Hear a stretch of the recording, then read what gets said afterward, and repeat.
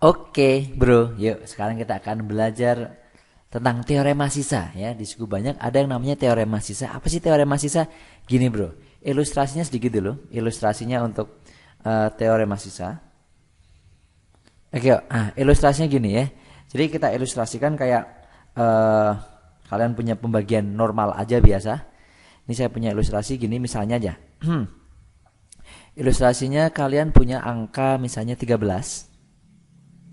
13 dibagi dengan 2. Nah, nanti ini akan ada sisa sama akan ada hasil ya. Akan ada hasil, akan ada sisa. Hasilnya berapa? Hasilnya itu adalah berapa coba ayo. Hasilnya itu 5, bro, ya. Hasilnya itu 5. Dan sisanya berapa coba, bro? Sisanya 3, bro. Sisanya 3. Ya enggak tuh? 13 bagi 2, 5 kan? Sisanya 3. Makanya kalau 13 bagi 2 atau 13 per 2, 13 per 2 kalau ditulis dalam bentuk pecahan campuran nih. Nah, kalau punya 13 per 2 gitu ya. Kalau dirubah dalam bentuk campuran kan hasilnya 13 bagi 2 berapa? 5.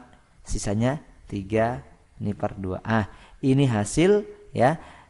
Ini hasil 5. Ini hasil 3-nya itu sisanya Mas Bro ya. Ini hasil, ini sisa. Oke, makanya ini hasil, ini sisa gitu ya.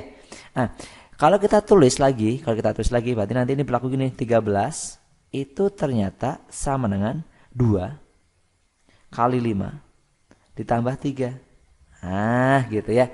13 adalah 2 kali 5 tambah 3. Jadi kalau kita tulis, bro, kita kasih keterangan. Jadi kalau ini umpamakan suku banyak, ini tuh kayak suku banyaknya. Ini semacam suku banyak. Suku banyaknya ini semacam sebagai bertindak sebagai suku banyaknya. Terus 2 ini bertindak sebagai pembaginya. 2 itu bertindak sebagai pembagi. Dia bertindak sebagai pembagi. Oke, dia bertindak sebagai pembaginya. Yang 5, bro. Yang 5 sebagai apa coba? Hasil, bro. Ya, 5 itu hasilnya. Ini sebagai hasilnya. Dan yang 3, Mas, bro. Yang 3 ini bertindak sebagai sisanya, bro. Begitu juga nanti di materi suku banyak ya. Di materi suku banyak juga seperti itu. Ya, jadi kalau saya misalkan sebagai fungsi-fungsi, saya tulisnya sebagai fungsi. Jadi nanti gini. Ada fx. Fx suku banyaknya. Ini ternyata sama aja dengan px, yaitu pembaginya, dikali hx, yaitu hasilnya. Gitu ya. Ditambah dengan sx, yaitu sisanya. Inilah teorema sisa, bro. Jadi fx itu adalah sama dengan px ya, pembagi, hx itu hasil tambah sx itu sisa, kayak gini. Cukup banyak, px pembagi, hasil tambah sisanya, Mas Bro. Oke, jadi kalau saya kasih kotak-kotak, biar rame, kasih kotak-kotak, Mas Bro. Gitu ya. Oke, kita kasih warna, Mas Bro.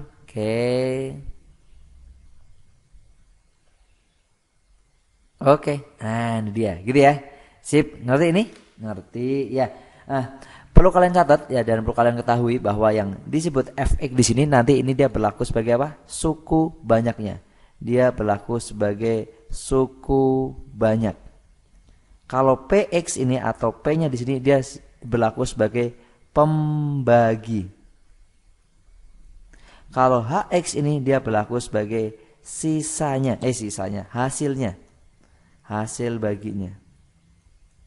Dan sx ini dia berlaku sebagai sisa. Gitu ya. Sip. Yang perlu dicatat sedikit nih, catat ya. Catat. Antara sisa dan pembagi ya, nanti antara sisa dan pembagi itu ada hubungannya ternyata ya. Hubungannya di mana? Di pangkat tertingginya, bro. Pangkat tertinggi pembagi, pangkat tertinggi. Saya tulis pangkat tertinggi. Pangkat tertinggi pembagi. Wah, tulisannya jelek ya. Gini aja, bro. Lebih bagus nih tulisannya ya. Oke, nanti ada pangkat tertinggi pembagi, dan pangkat tertinggi sisa. Kalau seandainya pangkat tertinggi pembaginya lah berupa x pangkat n, ya, pangkat tertingginya berarti n, berarti nanti pangkat tertinggi sisanya itu adalah x pangkat n kurangi 1. Jadi selisih 1 ya, pangkat tertinggi dari sisa. Contohnya gini, kalau pangkat tertinggi dari pembaginya adalah x pangkat 3, berarti nanti sisanya itu pasti berupa pangkat tertingginya x pangkat 2 ya. otomatis lebih rendah dari pangkat tertinggi dari pembaginya. Oke, yang kalau di sini misalnya X pangkat tertingginya pangkat 2, berarti sini X, gitu ya. Kalau seandainya saya geser dikit. Nah, kalau seandainya di sininya nanti pangkat tertingginya hanya X saja, berarti ini tidak ada X-nya atau konstanta. Contoh aja misalnya gini. Kalau pembaginya itu berupa gini misalnya. Pembaginya itu berupa 5X kuadrat misalnya ya, ditambah 4X. Ini pembagi, fungsi pembaginya tambah 5. Nah, misal aja nih contoh. Di sini nanti berarti pangkat tertingginya berupa X. Ya, ini kan X pangkat 2 tertingginya, ini berupa X. Berarti bisa jadi nanti bisa 2X misalnya tambah 6. Ini contoh aja ya. Jadi ini pangkat tertingginya pangkat 2, ini pangkat 1. Jadi pangkatnya selisih 1 antara pangkat tertinggi pembagi dan pangkat tertinggi dari si sisa ya. Oke, yuk. Sekarang penggunaan teorema sisa di sini ya. Pencarian sisa dengan teorema sisa itu salah satu penggunaan teorema sisa itu untuk mencari si sisa, Bro. Untuk mencari sisa kita bisa gunakan teorema sisa. Yuk, gini ya. Kalau kalian punya gini, tadi ditulis di atas tuh fx atau fa. Fx boleh, fa boleh. Fx sama dengan px. Nah, px dikali apa tadi? Gx, hx ditambah dengan apa? Sx. Seperti ini. Ya kan ya? Sip, ingat-ingat ini. Seandainya dari soal ini, nah, dari soal ini dia akan dibagi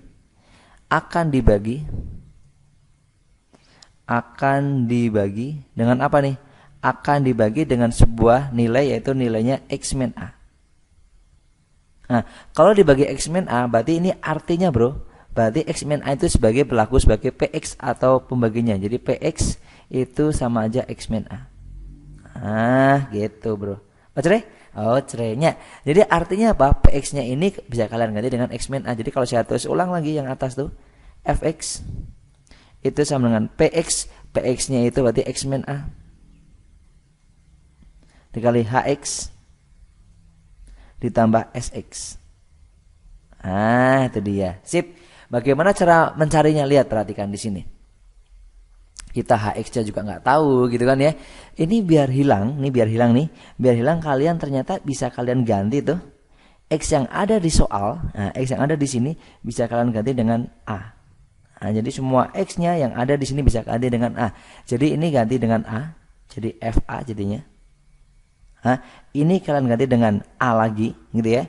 Jadi nanti A kurangi A. Seperti ini. Jadi Hx, X-nya juga diganti A, jadi semuanya diganti A. Ditambah dengan S, X-nya juga ganti A, jadi SA. Berarti ini FA. Berarti ini sama dengan A kurangi A jadi 0. 0 kali HA. Gitu kan, 0 dikalikan HA ditambah SA. Gitu, Bro. Berarti ini FA. Ya kan ya? 0 dikali berapapun ya 0, ya kan? Berarti ini 0 nih. Ini 0 ditambah SA. Gitu ya. Jadi ini FA ini sama dengan SA. Ternyata bisa diambil kesimpulan, Bro.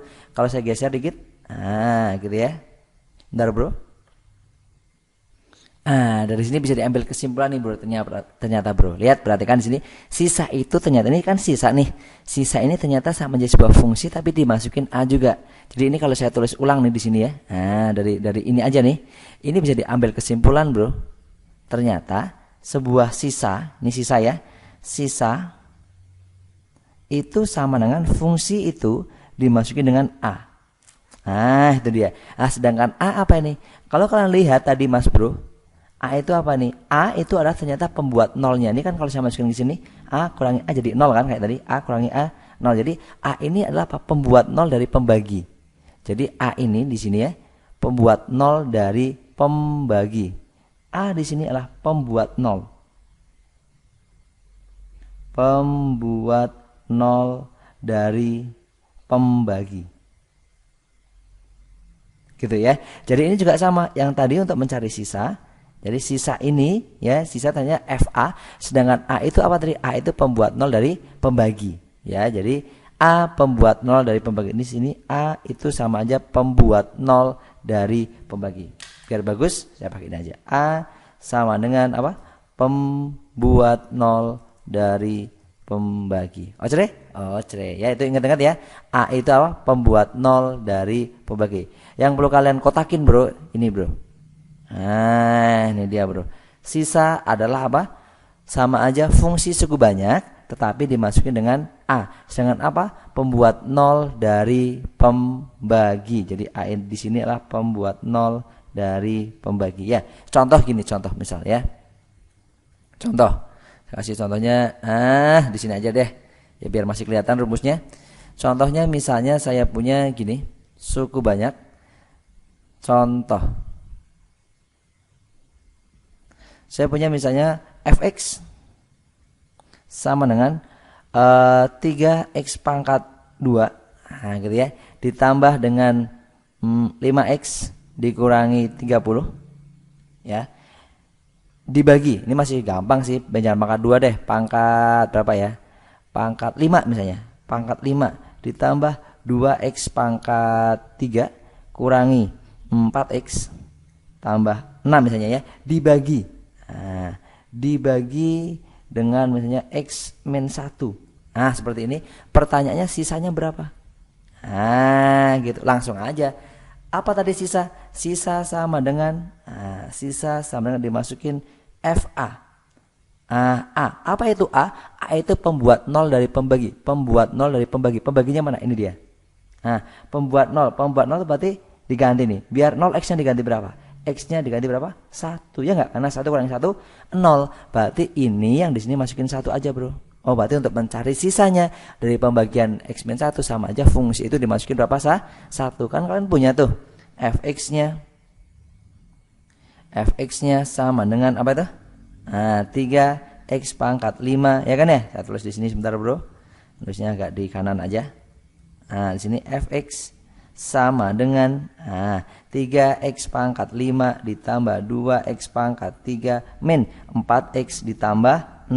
Jadi F1 ya tinggal dimasukin 1 aja, Bro. Berarti 3 kali 1 pangkat 5 gitu kan. Ditambah 2 kali 1 pangkat 3 kurangi 4 kali 1. Ditambah berapa? 6. Yuk kita hitung yuk.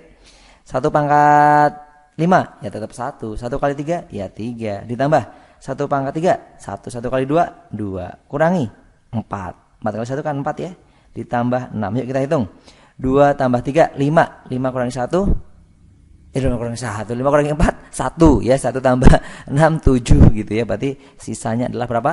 7. Jadi pembagian fungsi ini oleh X min 1 sisanya 7. Oke, gitu ya. Sip, itu contoh salah satu penggunaan. Yang terpenting itu sebenarnya ininya, Bro. Ini teorema sisa yang di sini, Bro. Hilang. Kok hilang? Oke. Nah, ini dia, Bro ya. Pentingnya sisa adalah FA. Itu apa? Pembuat 0 dari pembagi. Oke ya. Contoh-contoh yang lebih banyak kalian lihat di video berikutnya. Oke?